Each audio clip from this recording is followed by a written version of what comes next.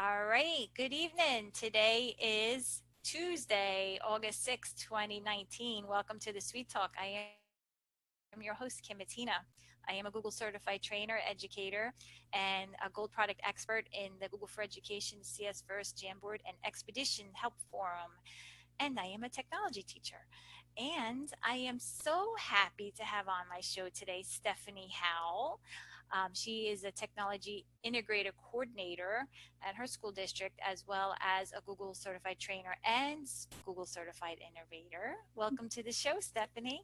Thanks for having me. I'm very excited to be on here. I love watching and listening to the podcasts and getting tons of great Google tips and ideas. So thank you. No, thank you. I know you're going to be sharing your Google Innovator project with us, and I really think there's so much there, and it's really great for you to be on today to go over it because I know you sent out some information to people recently who subscribed to help you, which was me, and it'll be great to hear what how you came up with the idea and really what the purpose of your project is. And why don't you give us a little background about you, and then like what the Google Innovator project is, or Google Innovator is, Mhm. and then you can just dive right into your project and explain it and all.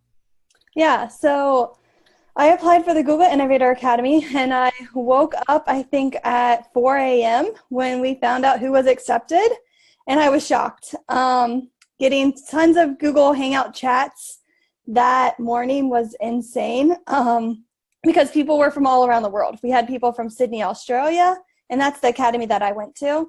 We had people from New Zealand, the UK, Canada, everywhere, and everybody's like blowing up my phone, and I'm like, what is going on? Later to find out I was accepted into the Google Innovator Academy, and I couldn't tell anybody because I had to make sure I could get approved with my boss to take off that time in May to attend the academy, because in the United States we're still in school. And so, I'm waiting until our meeting. I think I scheduled it like at 11 a.m. because that was the first time we both could talk to each other. So I'm holding this excitement in all morning. Finally, I got the okay by him, but then it had to go to the superintendent. So then I'm just waiting a little bit more. And then finally, I think it was like 4 p.m. He's like, okay, you can go. You can tell people. And it was amazing, the experience. Yeah. So Google really knows how to build their culture. And it was really cool to see from Google's viewpoint, because you hear about Google, the free food and how they treat their staff and everything like that. But actually experiencing it for a couple of days was amazing. I tell my district, if Google will hire me, that is the only reason I will leave Pickerington Local School District. So I am still waiting for that invitation, but I'm hoping that day maybe sooner than later. But it was just amazing. The people there, I think, is what made the experience. And just the openness to accept feedback and give feedback was nothing like I've ever seen. Normally, it's kind of like a culture of no, but we can't do it because of this. Where at Google, it was like, you're going to use the attitude of yes and. So people were building upon your idea to make it stronger. And it was just so positive rather than feeling down the entire week. And it was just an amazing experience. Yeah, I have to agree. I've experienced it myself a few times, and Uh-huh. I feel the same way. Just it's upbeat, it's positive, it's a yes and attitude. And I attended one of their summits for the product experts in Mountain View in 2017, Mm-hmm. and they they spoke about the no but yes and attitude, and then I brought that to my classroom, and Uh-huh. I'm instilling that into my students in my classroom because I think it's a very important perspective to have when you're in any field. Yeah, I definitely agree. I Yeah. mean, and I brought that back to my district, and we've worked a lot with Jimmy Casa too, who is a principal, and he's won tons of awards, and he does speaking around the whole world. And so he's come in and he's kind of helped build that culture too, because it's just something that school districts need to have, is that positive culture, because our students need it. I didn't realize how much it was lacking, like the design thinking process with our students, until I went to Google Innovator.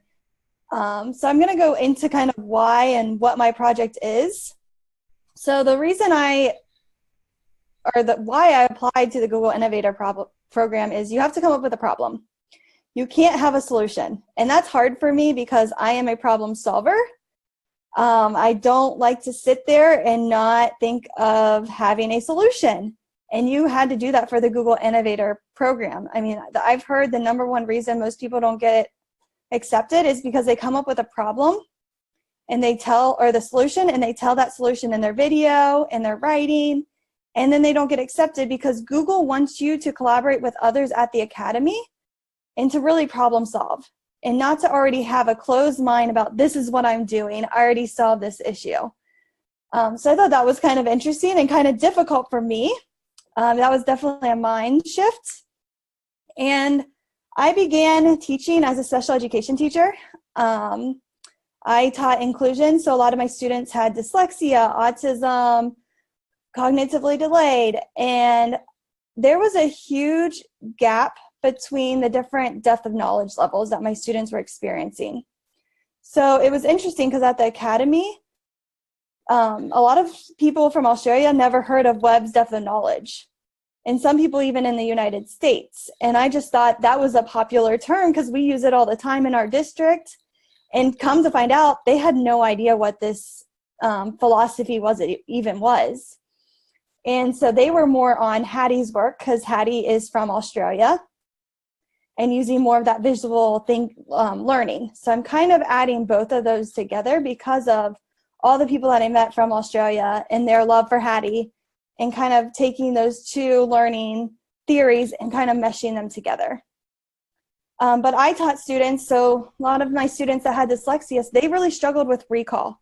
That basic recall of information, they were unable to do because of their working memory, and they just really struggled with it. However, when I took a lesson and I moved it more to that depth of knowledge of like level 3, where they had to like justify and kind of defend their answer, they were much stronger and they were able to make more of that connection with their learning. And so this is kind of where my problem began, because so many teachers teach at that DOK level 1 and 2. They don't really go past level 1. A lot in my district, they don't, like we do a Kahoot game. Well, that's more of a DOK level 1 activity because you're just asking those what, who, when type questions, and you're not getting the students to justify their answers or use multiple sources and create a PowerPoint or Google slide or some type of video to show your learning. And it kind of stopped there. And so that was my problem. And I have no idea how to fix it. That's why I'm still in the feedback phase of my project. And so my user, you have to find a user with the Google Innovator Academy. And so my user, her name's Bella. She struggled in school. She had dyslexia. She would come to me. We had a really good relationship. She would struggle with that basic recall type questions. And we made learning, we used gamification to help her. We used higher level of thinking to help her because she was so creative. I mean, Bella, she could draw. And so we used her abilities and her strengths to work those 5 C's in to higher levels of thinking. And she actually grew, 2 grade levels by the end of that year because of all of those different activities that we were able to do with her that year. And if I would have focused on that level 1 activity, she wouldn't have seen as much growth because she couldn't use her strengths. And she felt down when she was supposed to stay at that recall level. And I truly believe because they're not engaged at that point. They're not what? Engaged. Yeah. She hated school. And by the end of that year, she was excited to come because we were able to use those 4C activities. She was able to use her strengths. She didn't feel stupid because that's kind of where she was at. And I mean, a lot of our dyslexia students, they're not dumb. They're excelling in the real world, in schools where we're failing them. So we need to do something to change that, because in the real world, they are, the top-notch people out in the world changing it because they think differently. Yeah. And we Yeah, need and those people. accommodated themselves throughout their schooling to learn how to cope with to read or to write or to solve the problem or whatnot. So I agree. I I agree with that definitely. Yeah. So why don't you so how did you so you came up with the problem through your special education students and saw that they needed a deeper level of learning. So now walk us through the next phase, I guess. So once I found my problem, then at the academy, you try to decide what you're going to do to solve this problem. So I had my problem and I decided to look at the depth of knowledge from web and try to create activities that aligned with the activities based on web's depth of knowledge and that level of thinking. I also wanted to incorporate the C's because those are engaging activities for students. And that's a huge push in our district right now is those C's, and companies want students to come to them, with collaboration, critical thinking, creativity, those type of skills. And so my project at the academy was supposed to be this website, and it looks nothing like it does today. So that was totally okay. And like Google even told us, if you want to change your project now, you can. They were fine with you changing it after the academy because it's so open and accepting of that. So my project, I don't even know if I was like, I might have it right here. Let me see if I can find it. It's a hot mess because you had to draw it out. So here was my website. So it kind of looks like my website now, but not really because I've got, the DOK levels here. I've got video instructions. And I'm one of the type of person that needs to process information. I can't just respond quickly when it's like something big like this. So I'm meeting with all these, other Google innovators at the academy, and they're providing me feedback. They're like, well, what about your EL students that are going to struggle with vocab? How are you going to help them? How are you going to help teachers that don't understand the directions because this is such a huge project? It makes sense to you because you've been processing this for months, where they are just looking at it for the first time. And then we also looked at barriers. So like a big barrier for me is time. Teachers don't have a whole lot of time in their day. Yeah. There's not that barrier. Yeah, there's not a whole lot of professional development. And if there is, it's already scheduled for the year because there's so much that teachers need to work, that we need to learn and work on. So it was like that. And then talking with other districts, it was other barriers that they had, like money and different stuff like that. So it was just interesting to hear everybody's different perspectives. And the Google Innovator Academy really pushes you to reach out to Twitter, to reach out to, the ISTPLN, others, Googlers, like trainers, innovators, to get their feedback. And for me, that was hard at first because I'm like, I hate feedback. Some people aren't nice. So that was really hard for me to just reach out. And I was more of an introvert before going into Google Academy. I was one that was like, okay, I'll post on Twitter, but if I see you at a conference, I'm probably not going to go up to you unless you come up to me. And Google was like, no, you are going to get out of your comfort zone and you are going to excel in this area. So it really pushed me to do that. And so as I'm finding resources on Twitter or through different websites or blogs, I'm asking those people if I can use their resources in my project.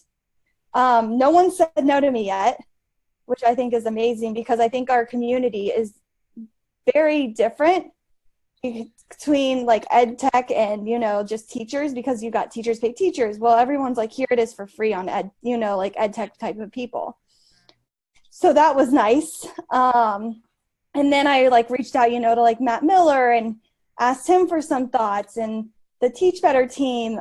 So I've been working with like a ton of different people that I wouldn't have reached out to. And they've been offering so much feedback and support on this project that it's not my project, it's our project, and everybody's helping me with it. That's awesome. Yeah, Yeah. that's awesome.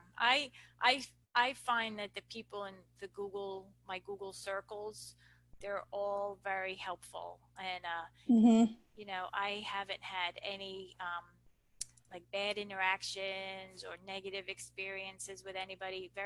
Everybody's very friendly, very helpful, and you know, willing to lend a hand. So I have that same experience as well, which is nice because, like, you know, I have no problem asking people for help.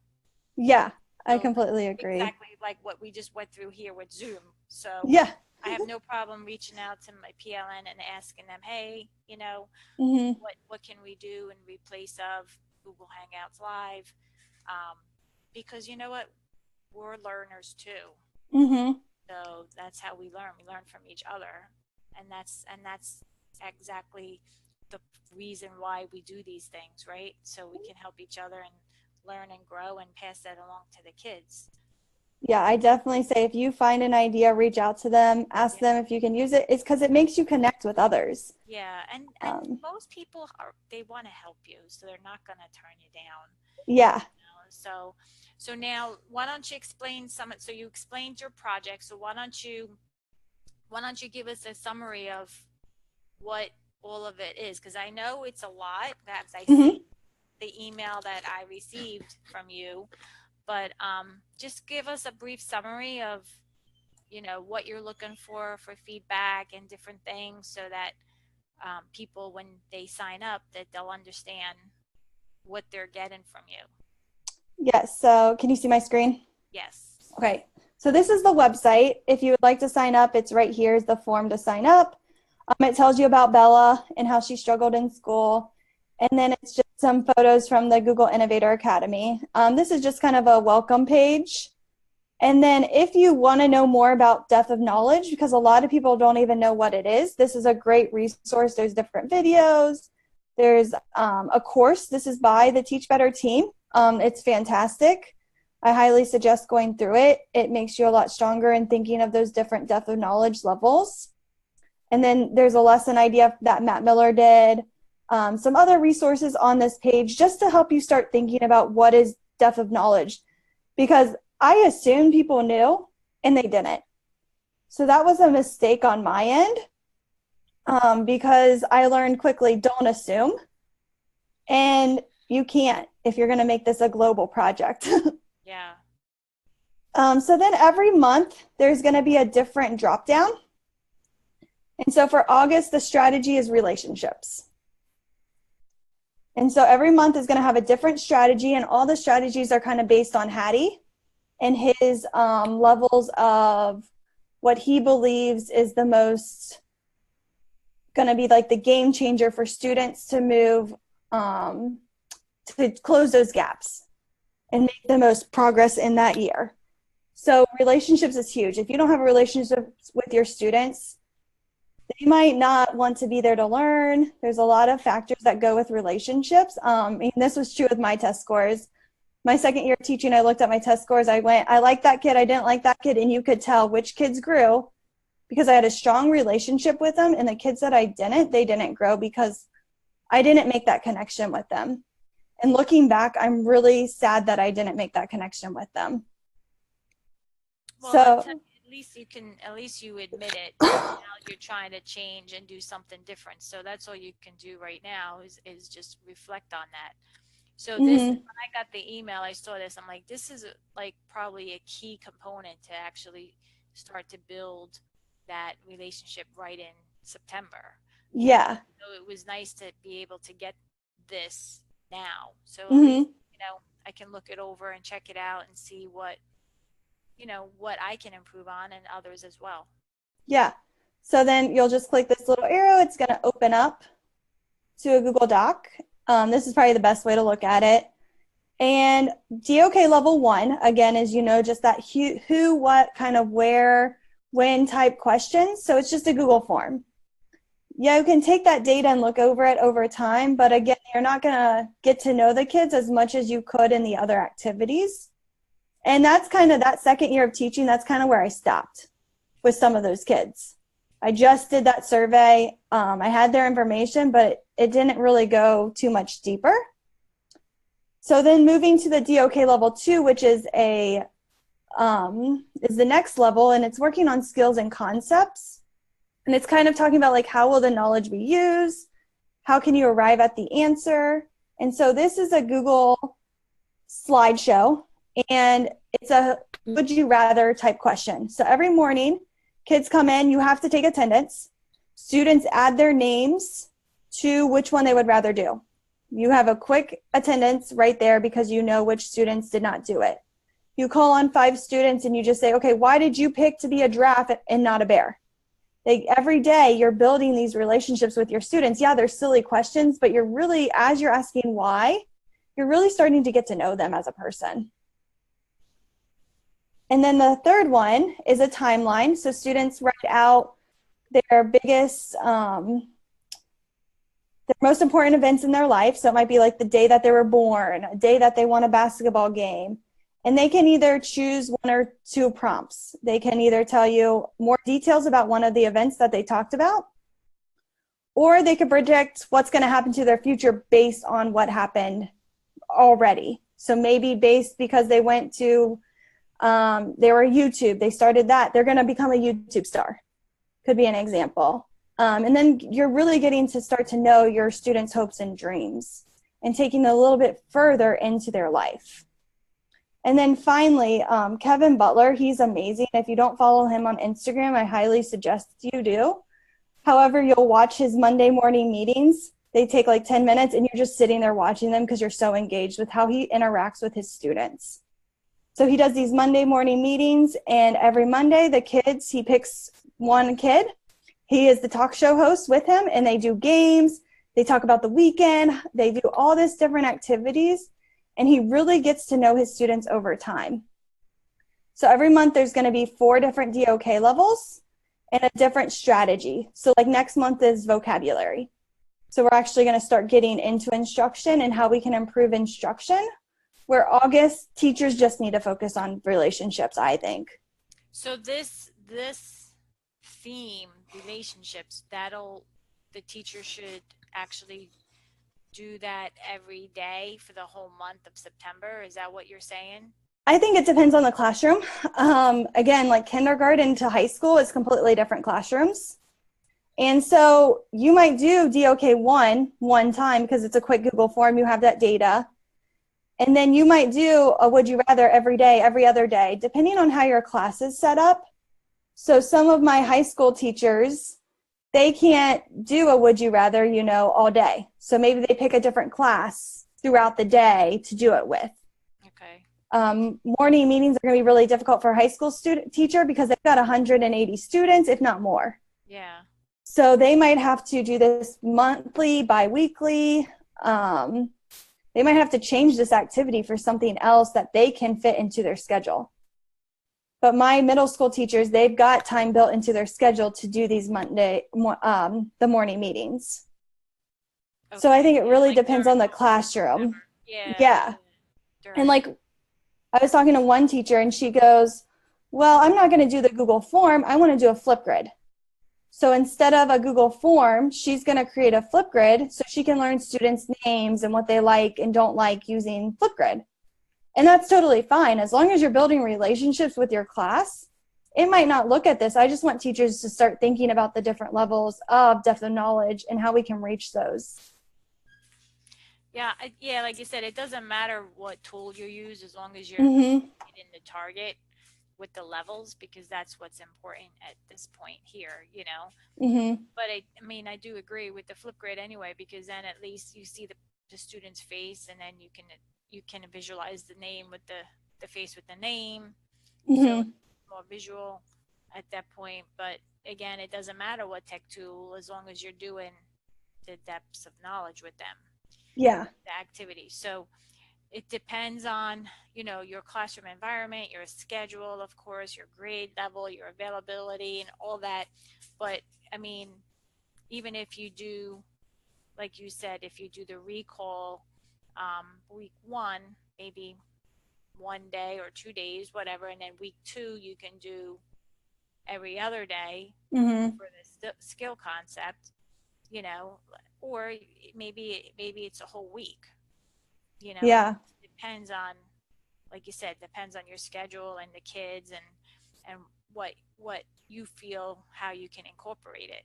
Because really, Hmm. it won't take long to do any of this stuff, Yeah. you And I know. mean, you have to do it everyday relationships because you've got to build those relationships with your kids. It's not just going to be a one and done type of activity. No, no. I mean, in this case, school year is kind of like, you're getting to know them. It's all about me, you know, presentation or, some type of project is going to Hmm. be incorporated all in there while you're doing that. And then Hmm. you're actually accomplishing that relationship plus you're getting that other piece done as well. So I think it's a really great idea. This is really nice. And you have it all laid out here, so it's Uh-huh. and you're actually given different ideas on what you can use, like what other tech resources you can use with it, um, Hmm.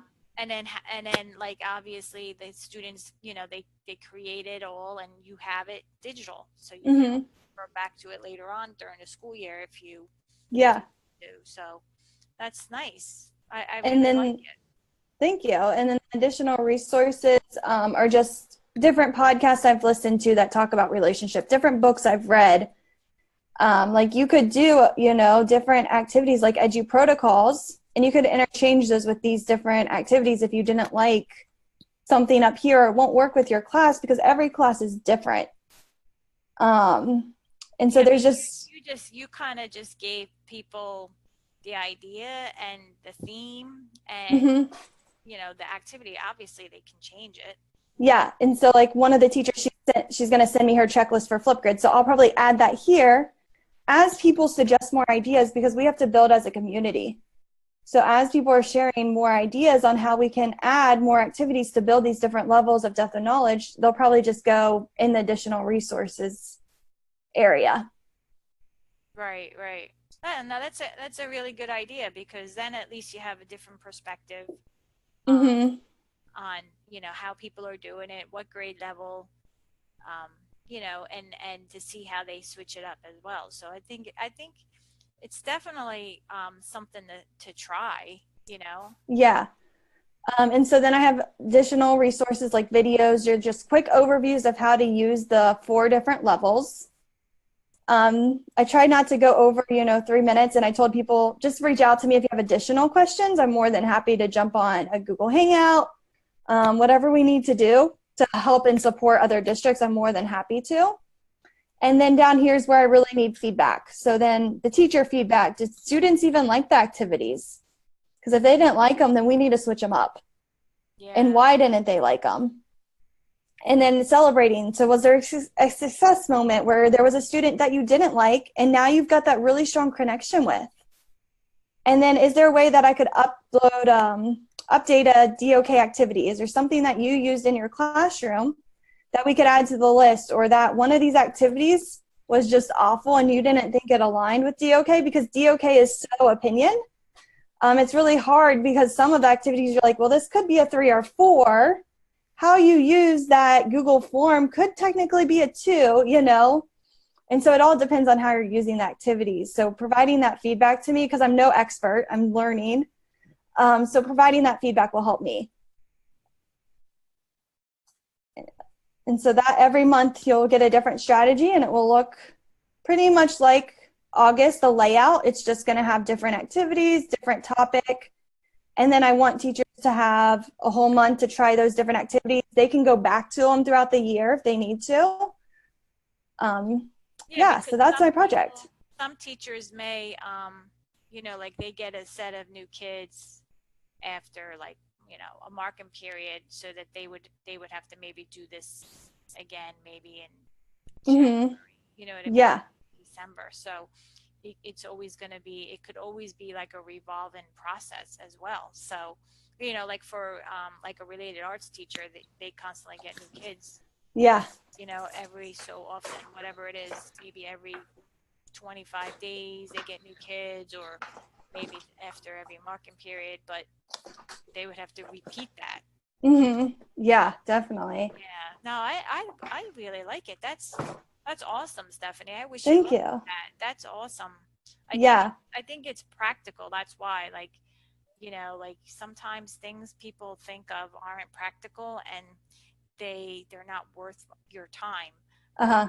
like in education, it's important to build relationships with your peers and your students so that Mm-hmm. you help them feel successful and they feel comfortable and safe in your classroom.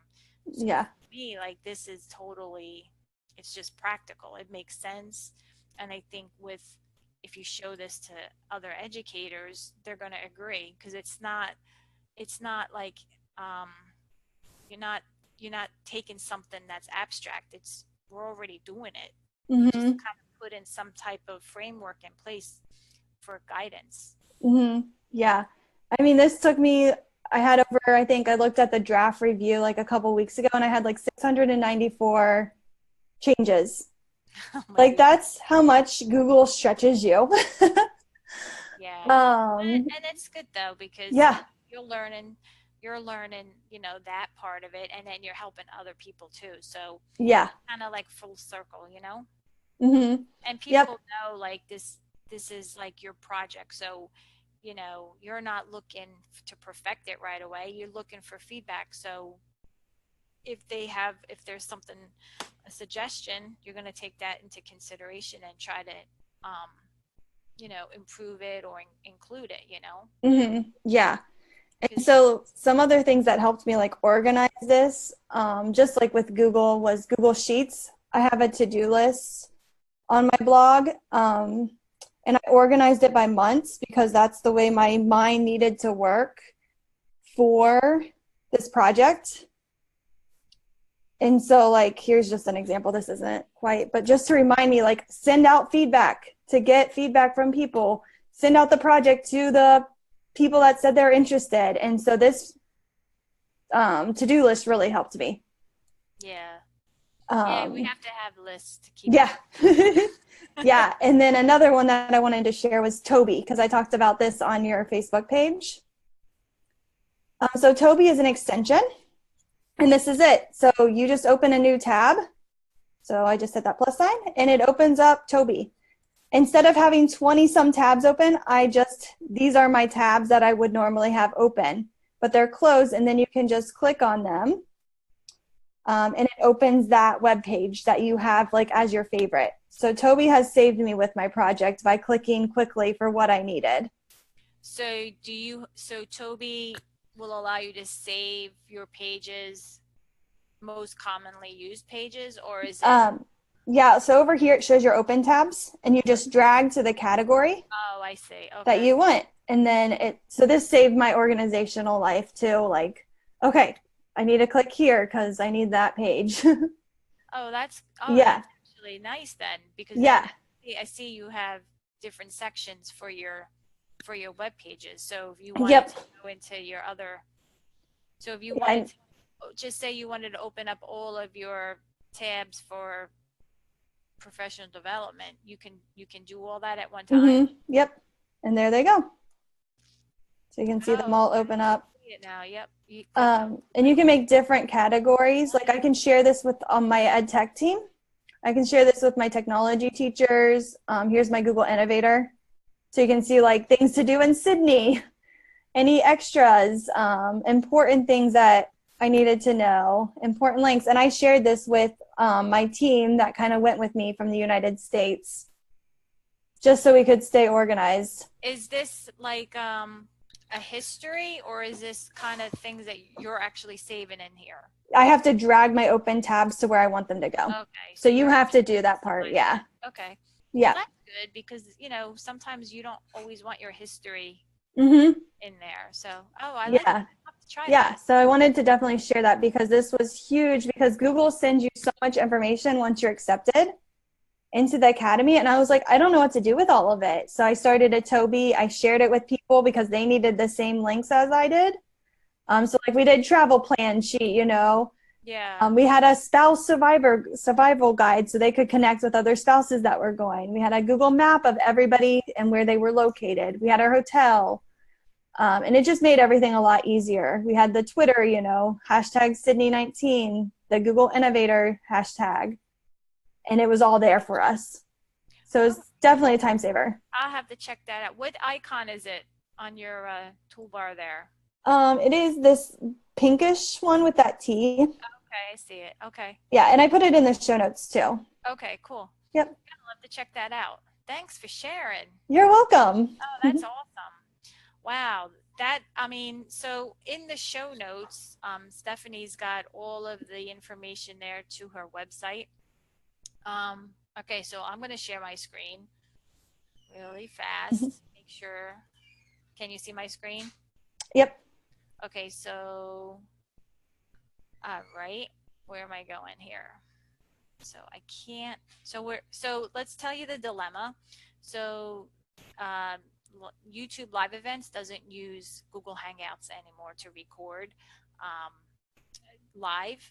So Stephanie was nice enough and patient enough to walk me through and troubleshoot Zoom. So now I'm on Zoom and really have no experience with Zoom. So this is a first for me as well. So, okay, I just learned how to move that to the bottom. So, yeah, so we're always learning something new here on This Week Talk. But anyway, Stephanie put all of her links in the show notes here, and this will be on my website so you can follow her Innovator project, maybe sign up and try to participate and help her out as well. Everything will be collected in a Wakelet collection as well. So if you click on that link, Wakelet will have all of the links there.